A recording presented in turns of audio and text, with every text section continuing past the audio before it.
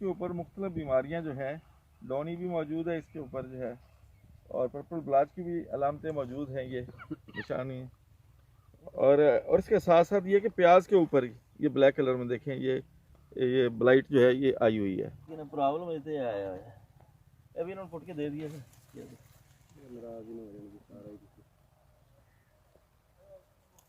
बिस्मिल्लाहिर्रहमानिर्रहीम। इंतहाई मोहतरम काश्तकारों, अजीज़ भुट्टा आपकी खिदमत में हाज़िर है। इस वक्त हम मेलसी में स्टेशन वाला खू जो है यहाँ पर मौजूद हैं। मरूफ माहिर ज़राअत और मेलसी में हमारे फ्रेंचाइजी राय अकील साहब भी मेरे साथ मौजूद हैं।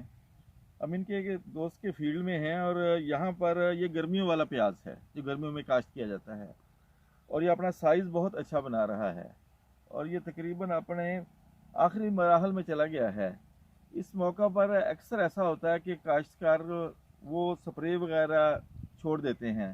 वो कहते हैं कि जी कोई मसला नहीं, प्याज तो अब तैयार हो रहा है तो स्प्रे करने की ज़रूरत नहीं है।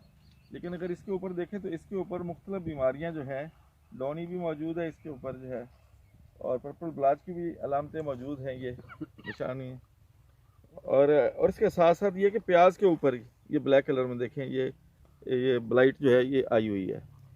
तो स्प्रे जो है ये तो जब तक फसल तैयार नहीं हो जाती, जब तक हम इसको फारग नहीं करना चाहते, उस वक्त तक बीमारी से कंट्रोल के लिए करना चाहिए। क्योंकि जैसे ही बीमारी गलबा करेगी, जो हमारा फल जो है उसको खुराक की अवेलेबिलिटी ख़त्म हो जाएगी और वो वहीं पर रुक जाएगा, वो अपना साइज़ नहीं बना सकेगा।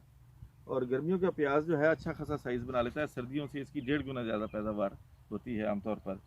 तो इसके लिए मैं कहूँगा कि ये ब्लाइट और ये डाउनी जहाँ पर जो और चीज़ें मौजूद हों, उसके लिए अगर डाईमेथामार्फ और पायराक्लोरोस्ट्रावन इसका अगर मिक्सचर कहीं मिले तो उसको ज़रूर स्प्रे करें।